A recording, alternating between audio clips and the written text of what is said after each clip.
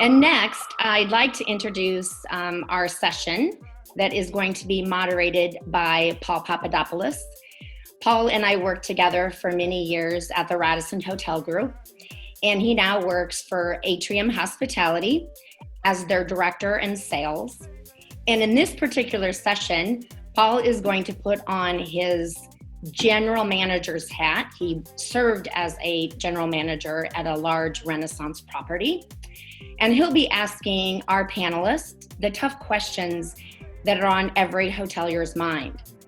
Paul, thanks for agreeing to moderate and pulling together these commercial leaders from the various functions, such as revenue management, sales, marketing, and distribution. Welcome, Paul, and I'll hand it over to you. My pleasure, Audrey. Thanks for having me. I'm fortunate enough to have three fantastic industry leaders to facilitate these difficult questions in these difficult times. I'd like to introduce Samantha Jones, Senior Vice President, Hotel Programs for Travel Savers, a travel agency consortium.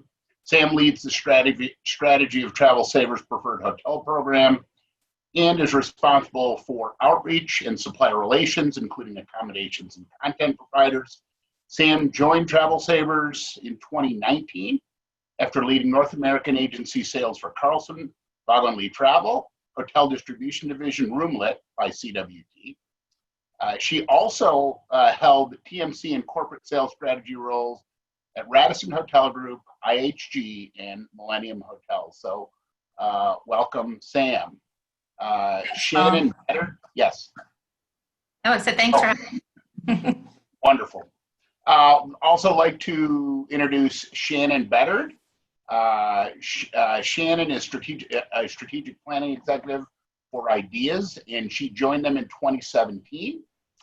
She's currently the strategic planning executive. Shannon is a 30-plus year veteran of hospitality with an extensive background in targeted marketing, loyalty guest communications, and sentiment evaluation.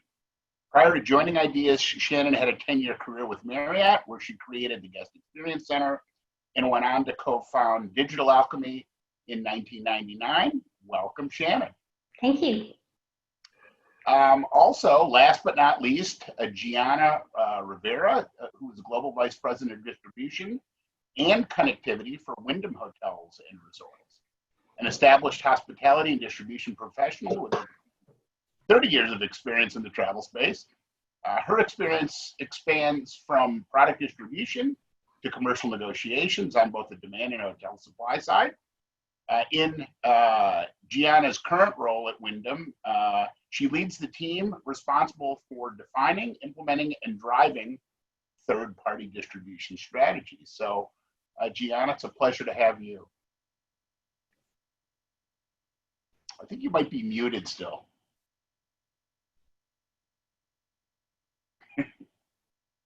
Well, we'll get there. Can you hear this? Thank you. Much better. Thank you. Yeah, excellent. Okay.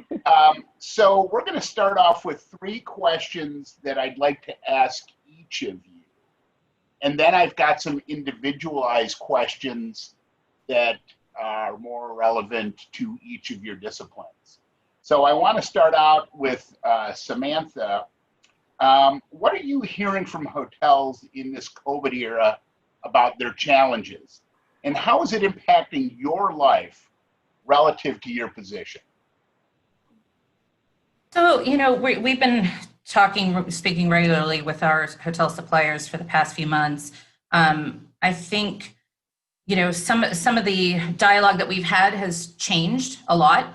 It's kind of changes every day, which is the new normal. But, at the start of, COVID, there was, a real reactive response from the hoteliers, and obviously, through our agencies, just essentially trying to get people home. When the lockdown first occurred here in the U.S., that evolved, into a month or two later, where there was a real focus on safety and, the security of the hotels, and actually making sure that, the guests were making sure from a health and safety perspective, the guests were having a positive experience and, try to quell their fears when checking into a hotel, that there was, a contactless experience from beginning to end. So, that was kind of at the beginning. And then through the summer, there was a ton of leisure travel that we didn't anticipate or we were hoping would happen. So there was a lot of dialogue with some of our mid-scale economy branded hotels, where all of a sudden there was a high demand for extended stay product. Now exterior corridor hotels are actually a hot demand item. Who knew? So that was kind of, through the summer there was, and at the same time, there was some real challenges where there were a lot of layoffs and furloughs, and not just from a sales and marketing perspective, but operationally. So, the hotel industry has just, our industry as a whole has been, significantly impacted. But hotels in particular, talk about us, hoteliers being the people with a million spinning plates. It's been one of these things where it's like, okay, what do we deal with next? And at the same time, you're trying to drive business and actually uncover business opportunities at the same time all of this is going on. So it's definitely evolved. But it also depends on the market too. For example, if we take New York City has had a real struggle in getting hotels to open, and the financial commitments that the sales teams have had to, make to the owners in order to, get the check mark, yes, it's okay to open, has been really, really significant and challenging. And I have to say, it's, we are an industry that certainly rises to the occasion when we have to, but this has certainly become, a situation where it's gone above and beyond. But every hotel right now is looking at every opportunity, and whether it's looking at airline crew or government or, SME companies that have a supply chain business going on right now. I think, ultimately the consistent message is leave no stone unturned. Yeah. I'm living it. I feel it every day. I'm going to go ahead and ask Shannon the same questions. What are you hearing from hotels, and how is that impacting your life in your position? Yeah, so a lot of the same things that Samantha spoke on, but I'd like to highlight just a few of the really creative things that are coming out of hotels, because that's really what I'm seeing through this.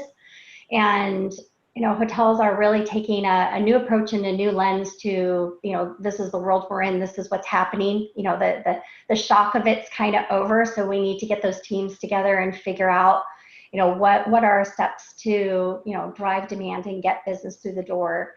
And some of the really creative examples are hotels that have monthly subscriptions to where you can go in, and it includes coffee, time in the lobby, a room with great lighting, and a desk.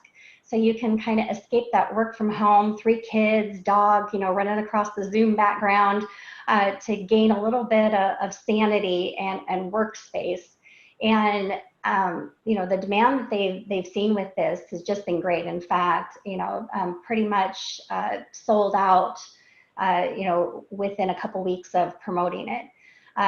Hotels in New York, which is really difficult right now, but those luxury segments where there are people that have dollars to spend, programs and packages to where you can book a 2-week block of time, and that is your room. So you can come and go as you please, but you come back to your individual room. So kind of an escape, but just kind of the comfort and gosh, I know no one's been in my room, I can keep my things there. So kind of a back and forth in the city that a lot of families are taking advantage of there. And those that don't have that luxury segment, I've seen hotels get really creative in taking connecting rooms and making a family package to where, you've got 2 rooms that are right next to each other, and you're selling it for the price of 1 room. It comes with in-room dining and free dessert, and that in combination with just the creativity in some of the outdoor spaces, getting those blow up movie screens outside by the pool. I've seen hotels invite art galleries in, just to get that brand awareness and people attracted to the property. I know I've recently taken advantage of, just a secluded dining package to where, you've got that little intimate table that's out by the beach, and you just feel like, oh gosh, I escaped for a little bit and got to have some really good service with an actual person putting food on in front of me, rather than navigating it with the kids and family and everything else. And then of course day rates for gyms, for pools, especially those that have cabanas. I mean, take advantage of the local market to be able to attract those people and create an escape from the home environment and be away from a day. So yeah, I think we all miss being waited on. We took it for granted for too long. And so Gianna, it's kind of the same question.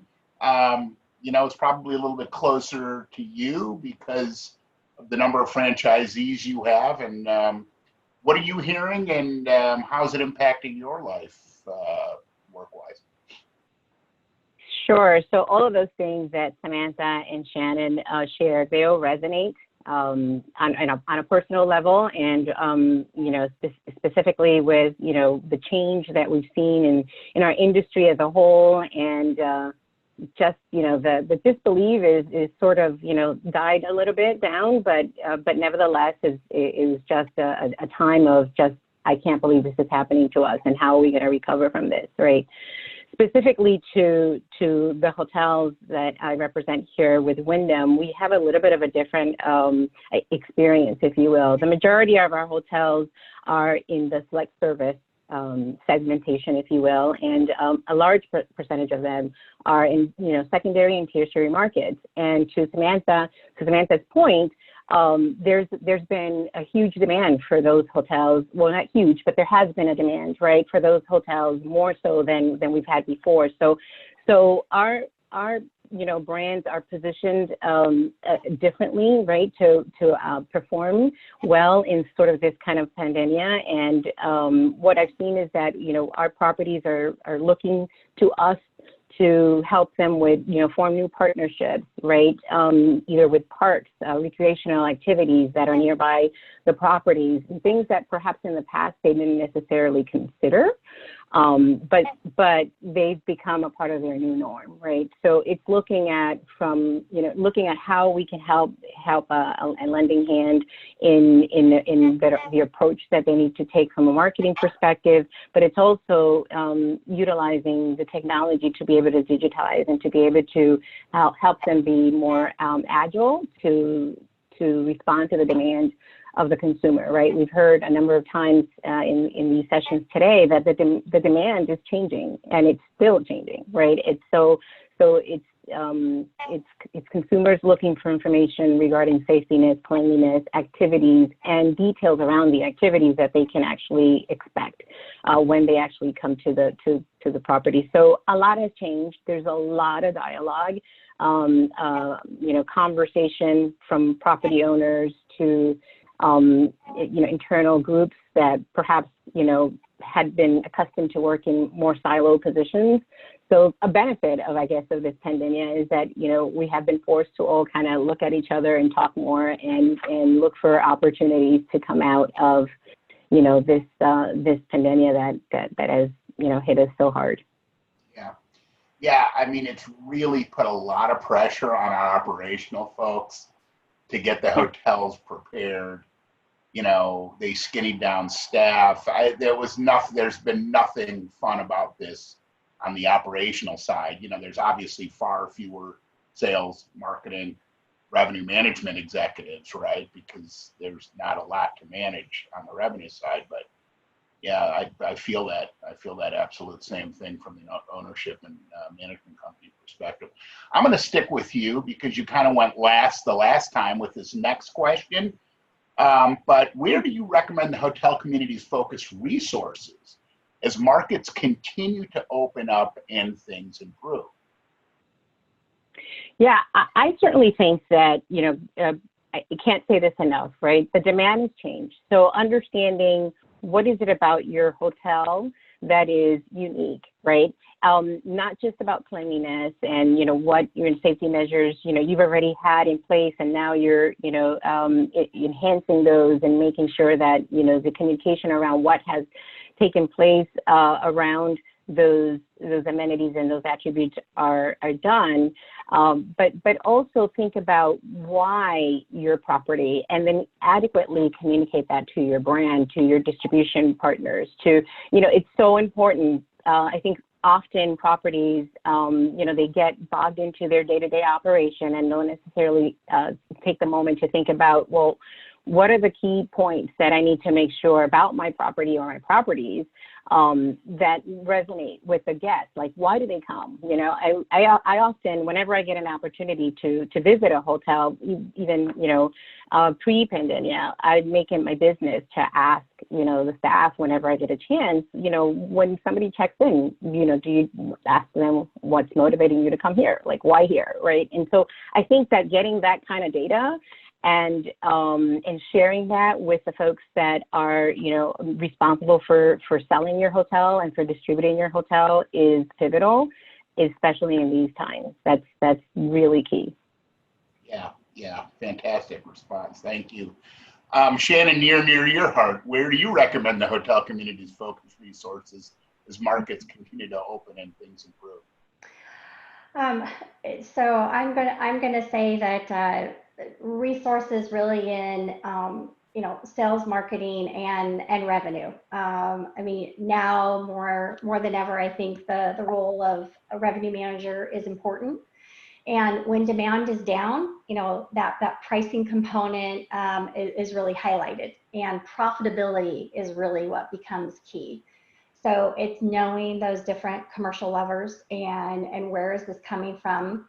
And a sophisticated RMS doesn't rely on the historical data. It takes in all of the wealth of data that's out there, and then uses ways to produce reliable forecasts and deal with all the uncertainty that's out there. So I look at it as you really need to, band together. Remy made a great point of, we have teams that are together to help on the recovery, and I don't want to see those teams go away. I think that they should stay intact and help as overall strategy on, what's the recovery effort? How are we utilizing all the different systems that we have? And, we've been talking for years about breaking down all these silos. So, let's peek over the wall a little bit more and have conversations, with those other departments to start to try to strategize. So, operations relies on, that forecasting and what you come up with, really, that I call it, the kind of the commercial heartbeat of any hotel. And so, you're the crystal ball, and I know no one can predict what the future is, but you can certainly have an eye on, what feeder markets are starting to open up, restrictions starting to lift, what drive markets look like, and kind of, you start with that, and then you grow out from there. It's almost like starting a brand new hotel, a new build, and just look at it as kind of your team is starting from the ground up, and we just turned the lights on, and those same strategies need to be in place with this, because you don't know the predictability of what the future holds. So, just treat it like that. And for some hotels, you only have, you're in construction too, because you only have so many rooms that are open and available. So, as inventory starts to increase, you change your strategy and work from there. So. Yeah, so true. Practical application is we evaluate pieces of business that we're looking at and putting rates together. And I hear one of the revenue folks go, well, so-and-so system spit out this rate, but we know that has no relevance at all. So that's a little unfortunate that I guess nobody thought of this, right? Yeah. So, hey, Sam, I'm going to ask you the same question. Where do you recommend hotels focus resources at this point? Yeah, I mean, look, I think Shannon and Gianna said it best. I mean, definitely sales, operation, and revenue. Those are the critical functions, right? But speaking from my former hospitality self, I really think that the guest needs to be at the forefront of this, and I really think that we have an opportunity here, to really change, the expectations of the traveler too, and exceed them in some cases. So I think you know, if we really need, and this is my viewpoint before COVID, we really had, you know, as an industry, we needed to step back and actually realize who it is that we serve. And we serve at the pleasure of the guest. And I think if hotels can really, you know, surprise and delight their travelers during this time, you will win a loyal guest forever.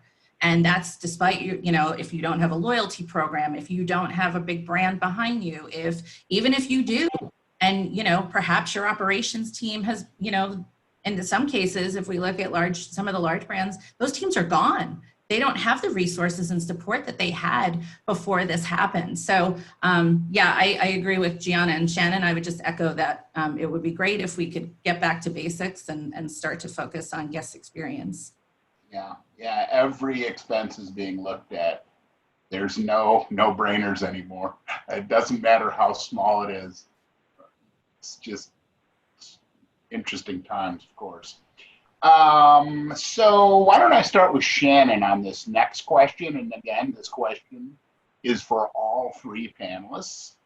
What guidance are you giving hotels to mitigate the considerable decline in business travel? Can you share some best practices? I think there was some really good best practices and kind of what I mentioned, just the creativity coming from some of these properties and what they're doing. But I really think that hotels need to kind of step back. You know, you said group hotels. So group hotels, now you have to be transient focused. So really, how do you reposition your property in the marketplace to attract that?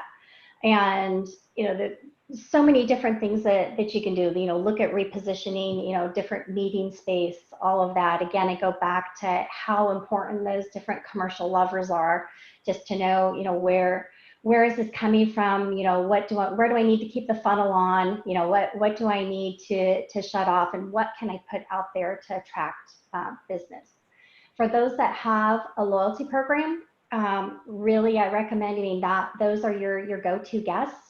So identifying, you know, which of those are within a drive market and offerings that go to, you know, your Miss Little proponents first, I think is always a great idea. And not putting something out there to them that they can find on any other, you know, your website or anywhere else, but something that you can maybe comp or take care of that's a value add.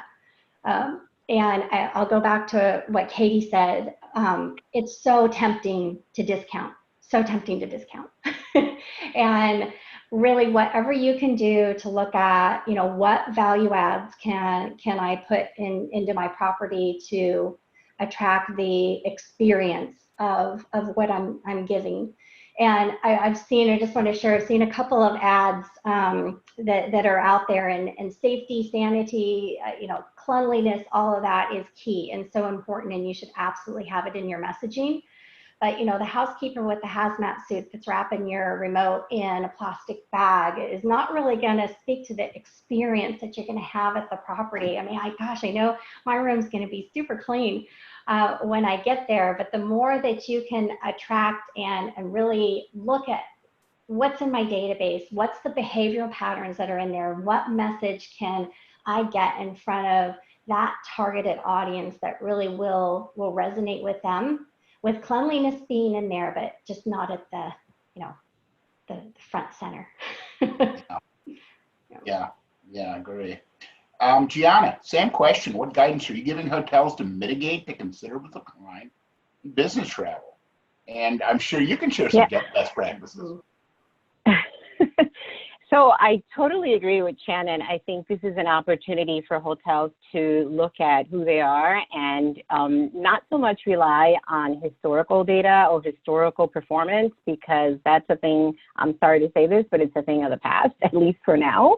And try to think more about, what's happening this week, what's coming next week, and how can I adapt to, perhaps be a part of whatever that activity is, or what's happening within your local area. Certainly look at, distribution, and I'm probably biased, obviously, look at distribution as the means and the mechanisms for you to display the things that you're offering, right? And not so much as a cost, right? Because I think that historically hotels traditionally have looked at distribution, especially indirect distribution, more of a thing that I need to do if I want to get, if I want to get guests into my rooms, but always looking for ways to, either avoid it or do something different, or focus on the cost of the channel, if you will, as opposed to looking at the opportunities that channel can bring to you. So our best practices really is relying around hold your rate. You don't have to discount to attract people to come to your hotels, and to make sure that we merchandise your properties and that we can tell the audience what it is that you're offering. It's all about the guest experience. And the guest experience can mean a lot of different things to different people. It depends on the demographics of the guests that are used to coming to the types of hotels that you have in your brands, right? And we have many. So needless to say, I think that despite the challenges, there's still opportunities to just rethink, reset, and look at things a little bit differently. Great, thank you. Sam? Yeah, I mean, if I could make one suggestion to hotels, and this is a bit of a pet peeve of mine in recent weeks, it seems like, there is a push to get heads on beds and get whatever business possible, and totally understand that. But I would just caution some hotels that are making very short-term decisions that may have long-term consequences.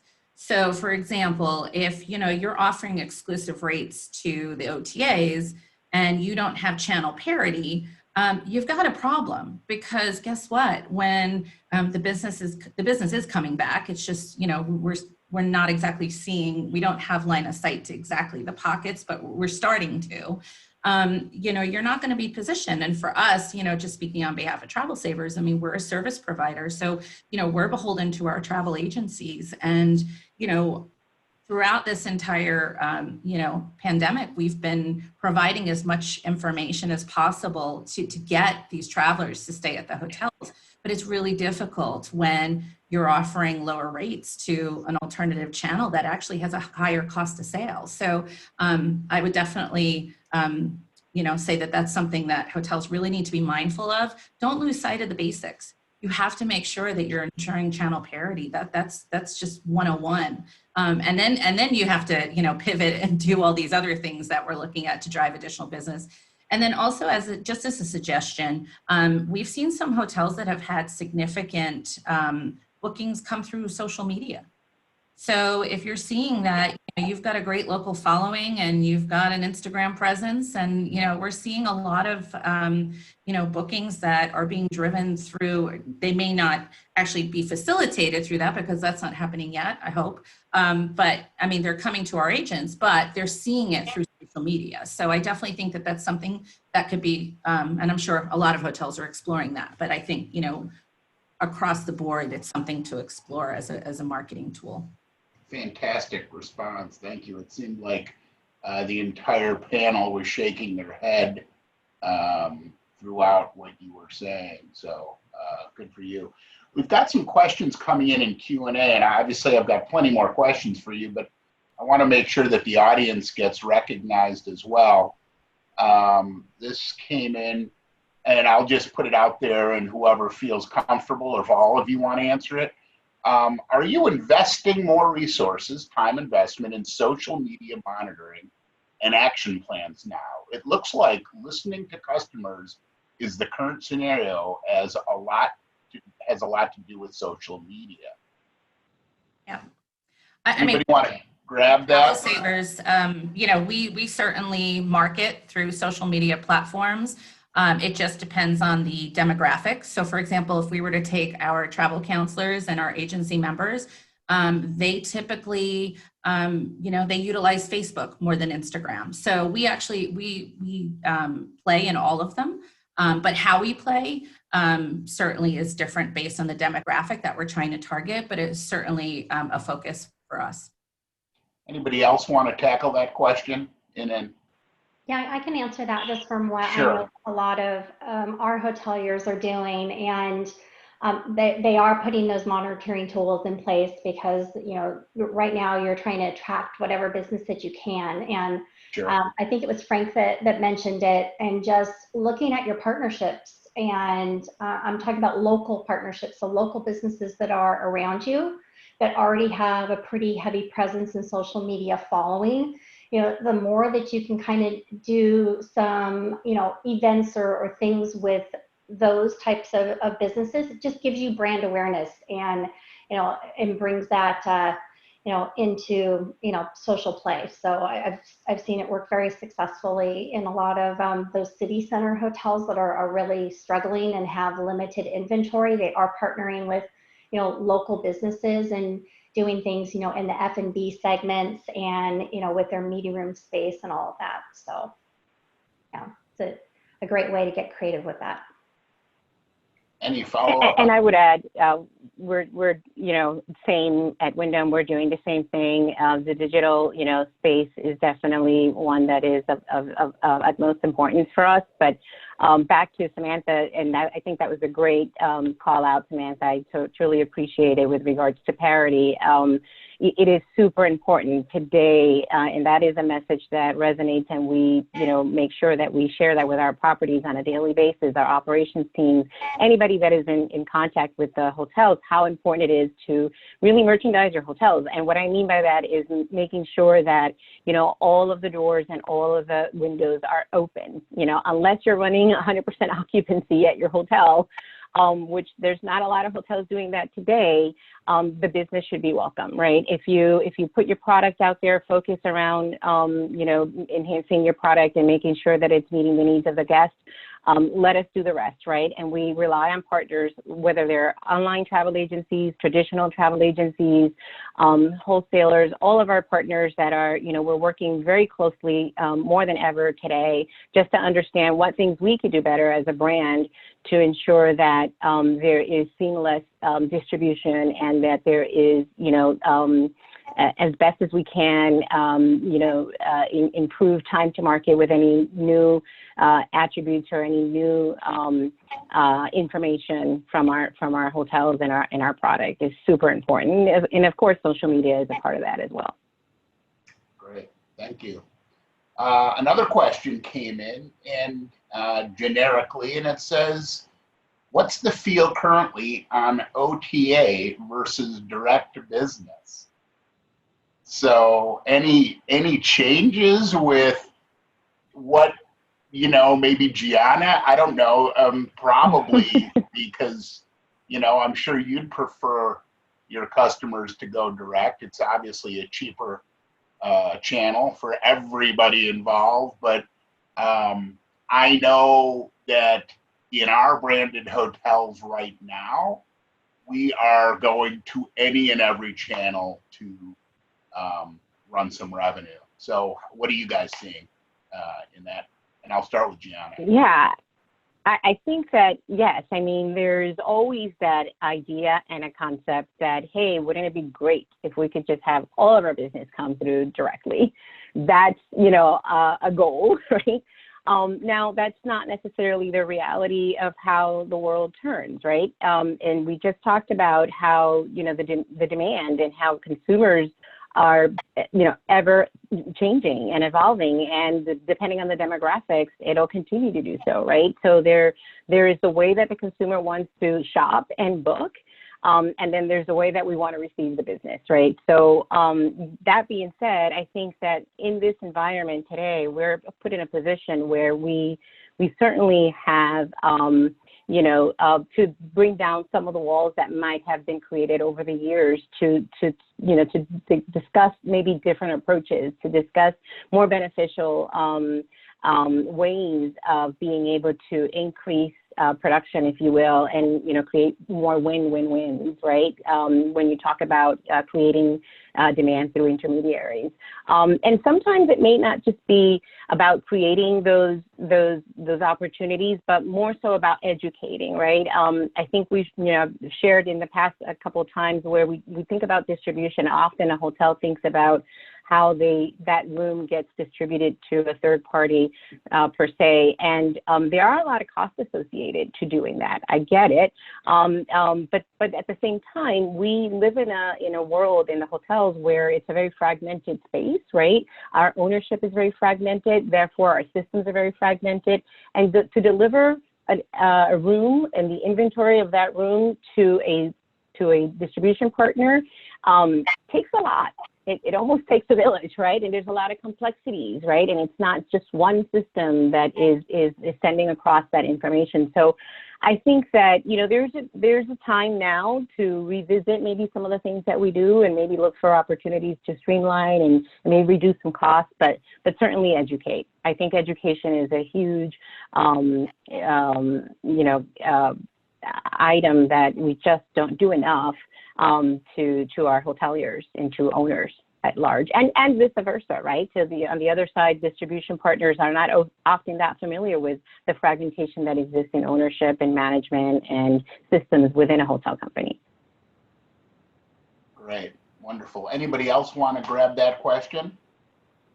I'll just piggyback a little bit on that, and that I think it's also important to take the lens of knowing what that overall profitability is. Yes, you're going to welcome and open up the funnels to try to get whatever business that you can, but it's important on the back end to know, what that cost of acquisition is and what that overall profit line is, because sometimes people are staying away from OTAs because, oh my gosh, it's this and my profit margin is just not going to be where I need it to be. But you're not, you might not be taking into account the hundreds and thousands of dollars that you just spent on your pay-per-click to drive your brand.com. So really an insight into that back end spend that you have, just I think makes for smarter decisions as to what funnels are doing the best for you. And again, I love the thing about education, and the more that you know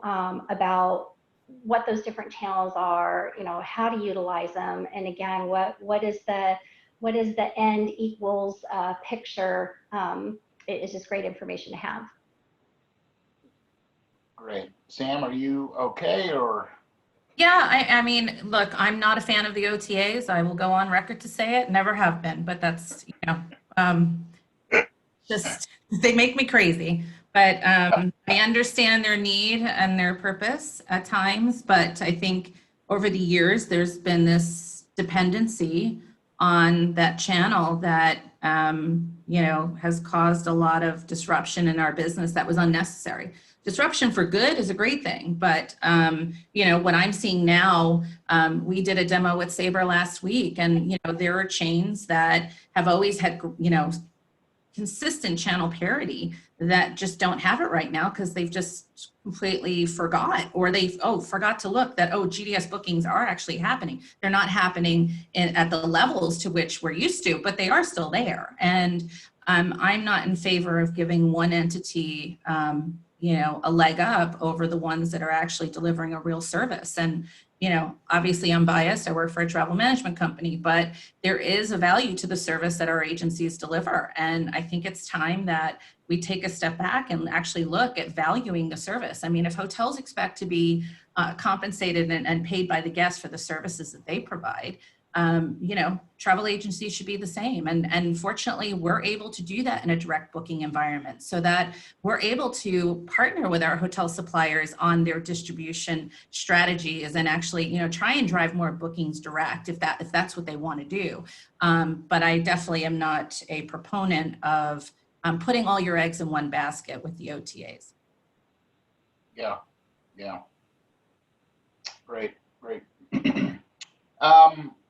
We've got another question that came in, and I think it's important that we touch on audience questions. I think that this is what people came online to ask and to hear.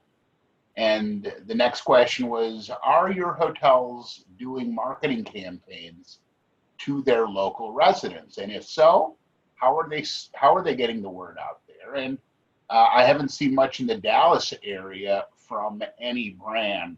Well, I'm going to start with this one because I know all of our hotels were doing local marketing campaigns, probably starting in April and then through the summer. The brands were not involved at all. I think the brands kind of hunkered in, and they weren't going to push, the unwanted on the unwilling from a brand standpoint. But then the local hotels realized that they needed to do something. And it was really old school kind of marketing, flyers, Facebook pages, that type of stuff that we did at Atrium in markets that we thought could drive some revenue. The biggest piece of revenue drive that we saw was when we opened our pools. And people then all of a sudden just started doing a lot of the things that Shannon was talking about and Samantha about kind of local stuff. So I'll put that question out to the panel as well if they want to expand on anything that I just said. Oh, I can speak to that. A Vegas local resident, and many offers again about pool escapes. Come stay in a cabana for a day. A lot of the Vegas properties that are a suite component type setup have the work away type, where you can be gone for a day and just kind of escape. I know that I've taken advantage of that myself, just to feel like I'm going somewhere, I'm traveling someplace, and just kind of treat yourself to room service lunch and cocktail at the end of the day, and there we go. Great productive work day. And two, to be just an escape from the environment. And I think they've done really well with those types of campaigns. If you don't have a pool, you don't have those extra amenities, there's all kinds of local marketing that you can do for F&B outlets if those are open. And like I said, repurposing that meeting space and opening it up to different local businesses, whatever traffic you can get through your hotel, the better, and just opens up your exposure.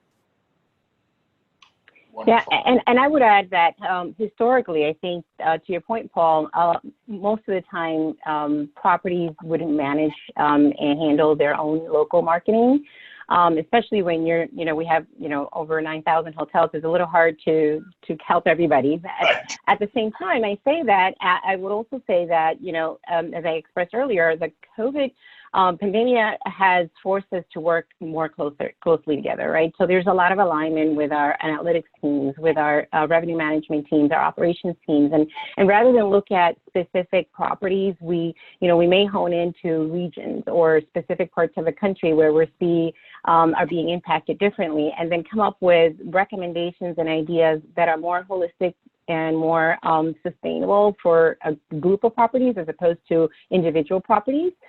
That's not to say that we're not supporting them in their local promotions either. I mean, we do have best practices that we offer and some ideas of what things they can do, who they can partner with, and how to form partners, and what things to consider. But more than anything, I think, has been being able to look at at a group of hotels.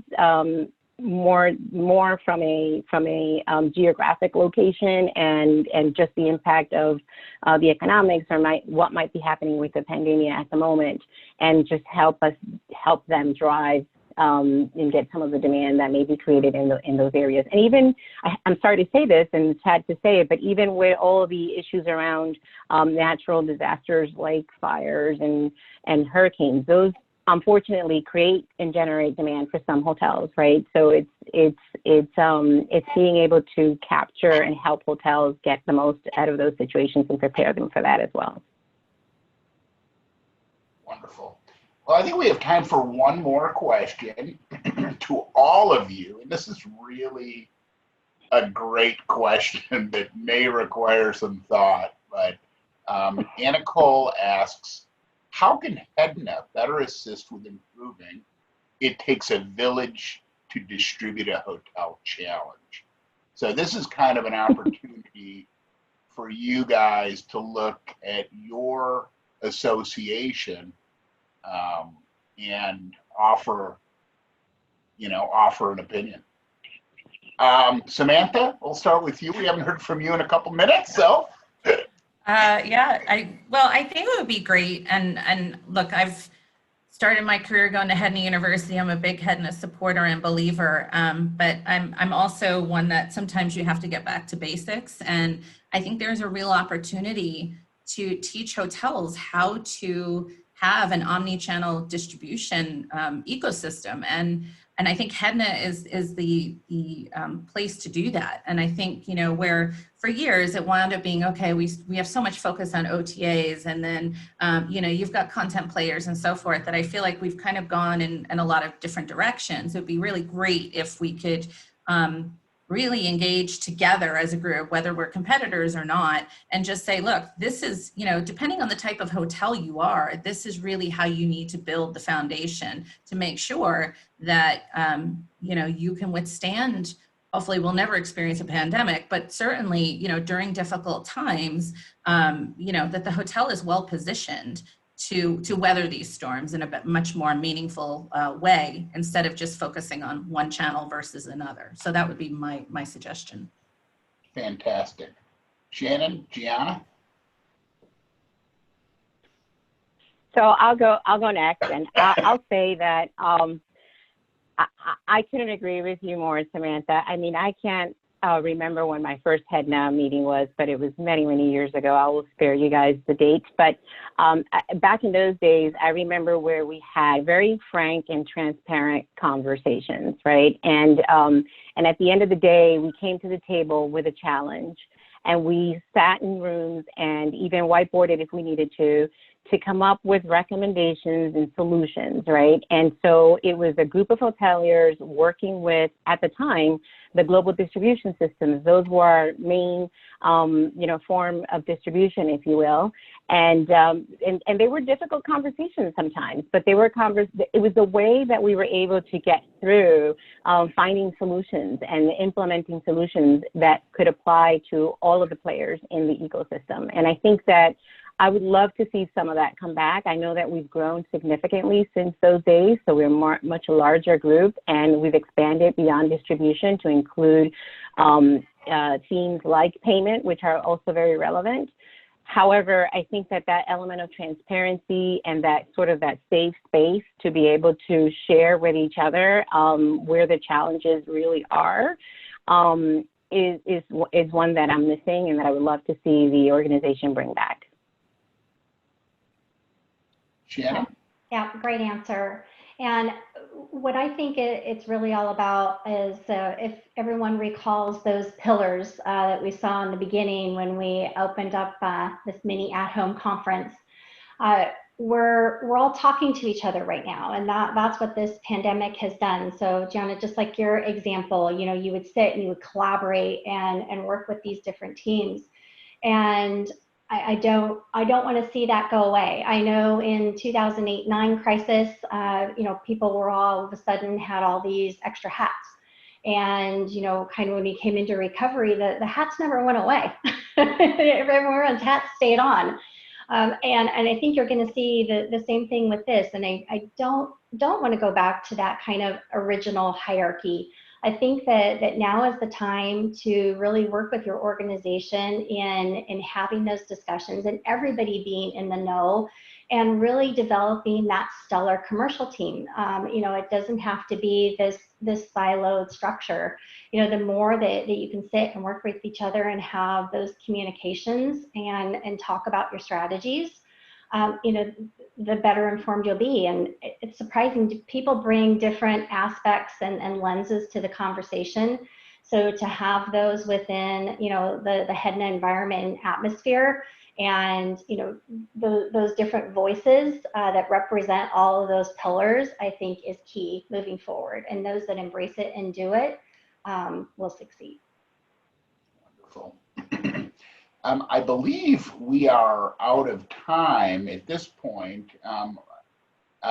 I really want to thank Samantha, Shannon, and Gianna for some fantastic advice for those that were online and listened to the challenges and the best ways to try to move forward in this very difficult situation. Over to Audrey. Wow, thank you, Paul. Thank you, Shannon, Samantha, and Gianna. That was fabulous. That was really good. It's very insightful to hear. And it was good to have a hotelier asking those tough questions. I think it was wonderful. So thank you, all of you.